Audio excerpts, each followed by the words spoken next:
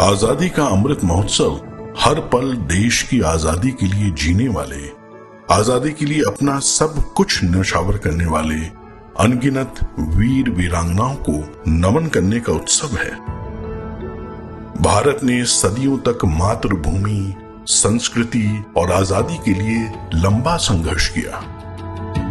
भारत के हर कोने में संघर्ष के अनगिनत पुरोधाओं ने आजादी की अलग जगाई। ऐसे सभी पुरोधाओं को, जिनका नाम भी शायद इतिहास की तारीख में शामिल नहीं हो पाया, कृतज्ञ देश अमृत महोत्सव में स्मरण कर रहा है। इसी कड़ी में एक अहम कदम है क्रांति गाथा संग्रहालय, जिसके जरिए महाराष्ट्र में स्वतंत्रता संग्राम से जुड़ी अनेक वीर वीरांगनाओं की त्याग और बलिदान की यश गाथा को देश की युवा पीढ़ियों के लिए सहेजा गया है। क्रांति गाथा संग्रहालय महाराष्ट्र राजभवन में स्थित एक ब्रिटिश कालीन भूमिगत बंकर का जीर्णोद्धार करके बनाया गया है।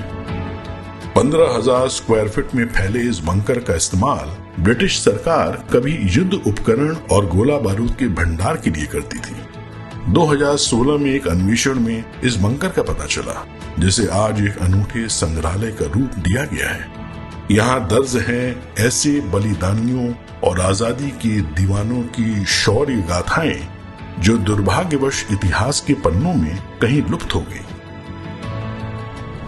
मराठा साम्राज्य की स्थापना करके हिंदवी स्वराज का नारा देने वाले छत्रपति शिवाजी महाराज क्रांतिकारियों के लिए प्रेरणा स्रोत हैं।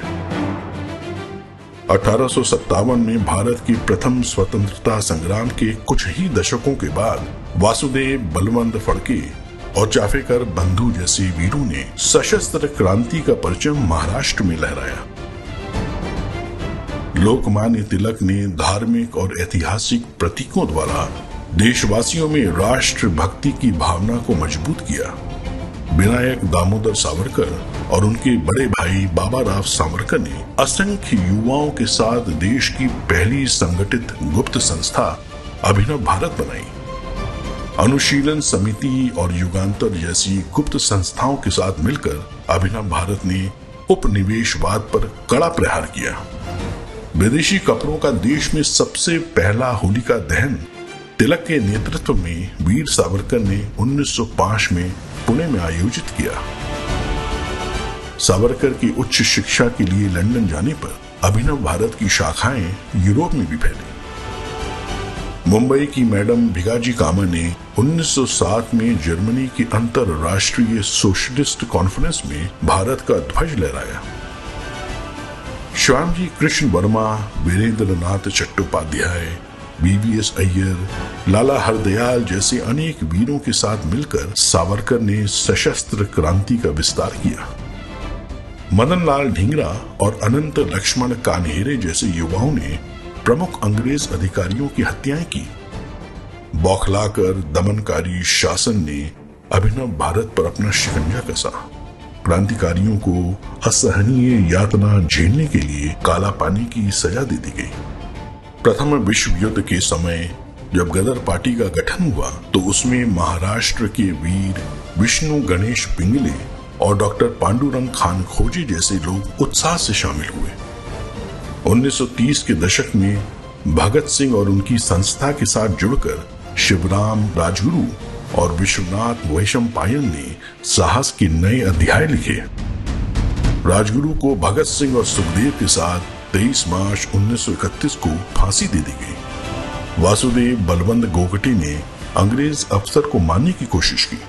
लगातार जारी क्रांतिकारी प्रयासों के बीच नेताजी सुभाष चंद्र बोस के नेतृत्व में आजाद हिंद फौज की वीरता और मुंबई में 1946 की नौसेना विद्रोह का शौर्य सामने आया। आजादी के अनगिनत दीवानों के पराक्रम के सामने साम्राज्यवादी सोच आखिरकार बेबस हुई और भारत सन 1947 में आजाद हुआ। क्रांति गाथा संग्रहालय हमारे स्वतंत्रता सेनानियों के योगदान को संरक्षित करने के लिए एक तीर्थ स्थल से कम नहीं है।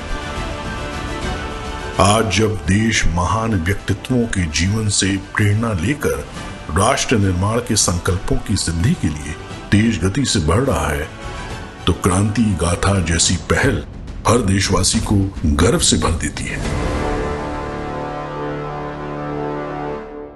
जय हिंद।